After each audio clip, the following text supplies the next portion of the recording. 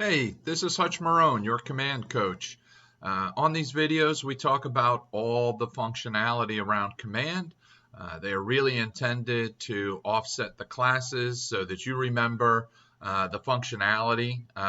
It's a little bit of a reminder for you. And in the classes themselves, which I encourage you to take, that's where we go over a lot of the pro tips and the best bets and those sorts of things. So take a look at this one. It's on opportunities today. I do drop a best bet here and there, so stay tuned.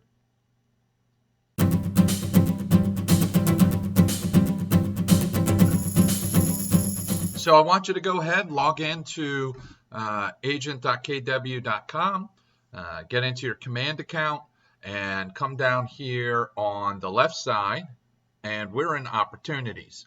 So as an overview of opportunities, you can see that it is broken into three categories: listings, buyers, and leases. This is traditionally called a sales pipeline. These are your phases of the sales process, and under each phase, you're able to customize the stages. So you have phases and stages. The phases are not customizable. They're static, right? And the reason for that is over the course of time, you can develop a benchmark for your conversion from phase to phase. So they need to stay the same to help you be more predictive in your business down the road. The stages, on the other hand, and the checklists associated with each stage are fully customizable. And we're going to get into that in a second. So you can see here's the stages. I can use this edit pencil to go ahead and edit the heading. I can also edit the probability to close. This probability percentage is the probability to close. So in the first stage, what I'm saying here is in my cultivate phase, the first stage of that is I got a new lead. I'm only 5% likely to close them. That's what I'm using as a placeholder there based on my past experience. And then I have checklist items, things that I need to do for every new lead that I bring in. And by clicking on that, I may also add checklist items. So let's go back real quick and review, because we went through that kind of quick, right? So you have phases, and under each phase you have a stage, and this is your sales pipeline. Now I'm going to pause here for a second, and I'm going to give you my best sales pitch on this. Your sales pipeline is about intentionality.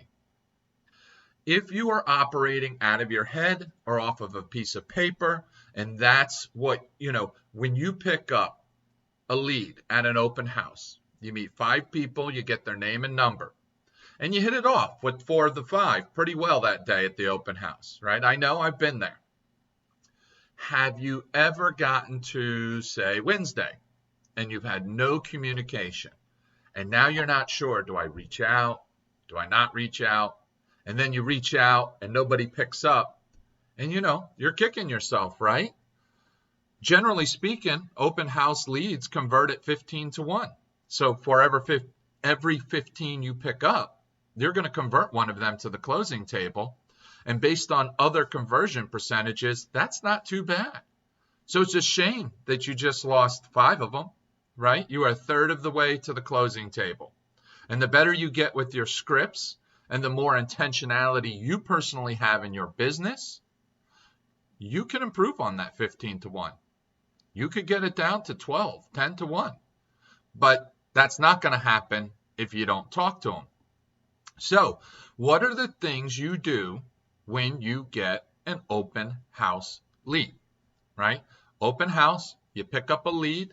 If you were to fill out an opportunity, enter their information into Cultivate, and in later trainings, we're going to talk about a better way, right? We're going to talk about creating a landing page for your open houses, so the lead feeds right into command, and basically you'll be able to click on their contact card and just create an opportunity, get it into Cultivate, and make sure that you're making the calls, sending them the emails and the text messages, and doing the follow-up that you know is the right thing to do, but without a reminder, you just don't get to it.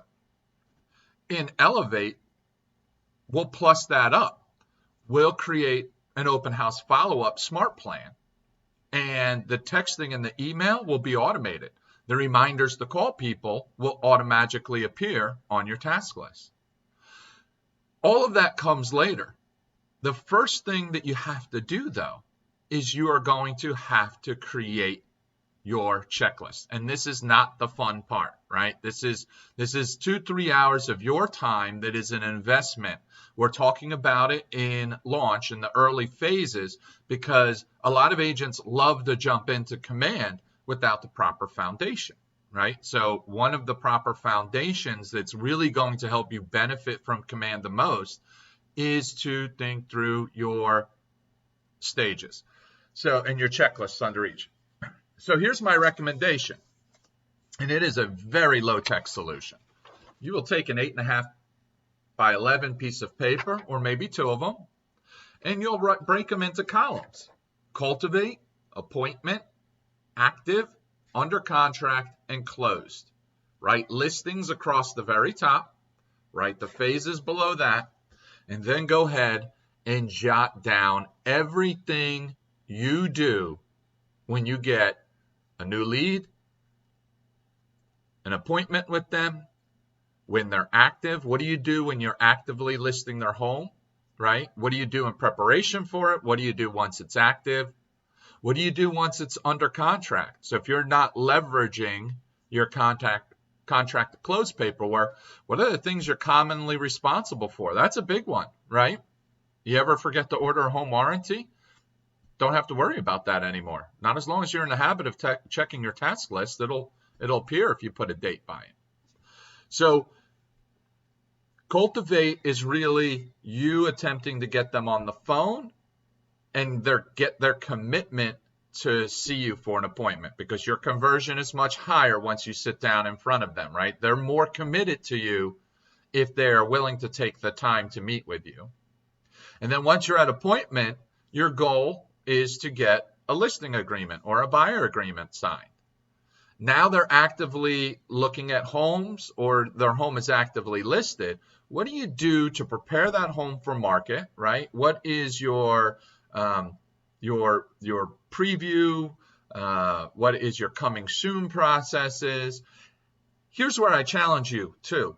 When you are thinking through, big challenge, but when you're thinking through what you actually do, add a couple of things that you know you should do. Don't add 20, because you won't do it, right? Adding 20 new things at once isn't going to make you do it, right? But add a couple of things that can up your game. And then over the course of time, every 3-4 months, you can add another checklist item. You can refine these as you go.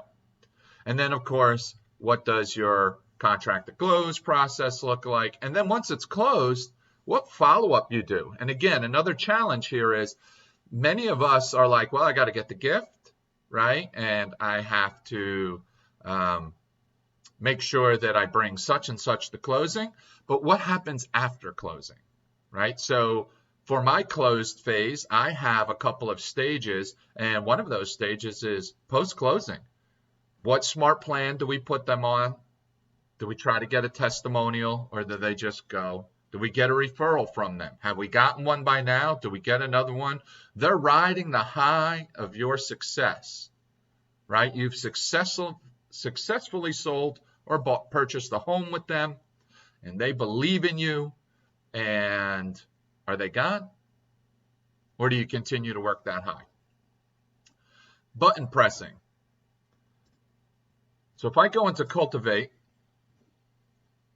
Edit Stages, here is where I can elect to add a stage. So if I wanted to create a third stage, right, this is where I would do it. I'd enter the name.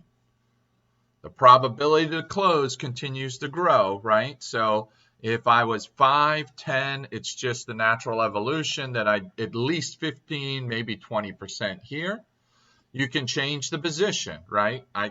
So this would be positioned as my third of 3 stages in Cultivate, but I could just make it the second stage if I wanted to, but let's call it the third stage. And now, what about the checklist items? You know, you've gone ahead and created this list.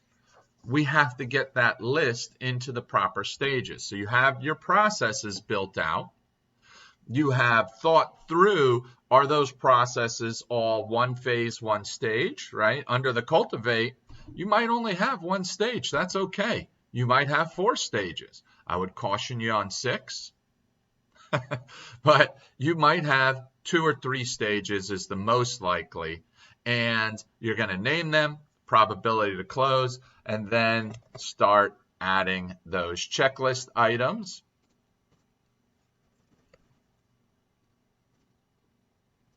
And these are the templated checklist items that are required for every new opportunity, right? So even if it's not required, let's just say you have a reminder to do something like deposit additional earnest money. If that's not always relevant, when you get to that phase and stage in your sales pipeline, you can go ahead and delete it later on. It's okay, but if you want to remember for now, go ahead. Now I'm hovering over here and you see client update. What's the client update? The client update, if I check this box, it means that every transaction that I do, every time I start a new opportunity, and I check this box complete, right?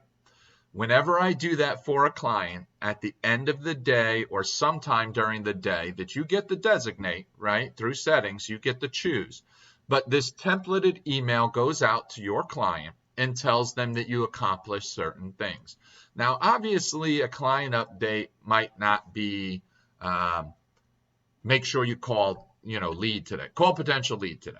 Right? And you have a date. When you complete that, do you really want that lead to know that that was a checklist to do item for you? Probably not.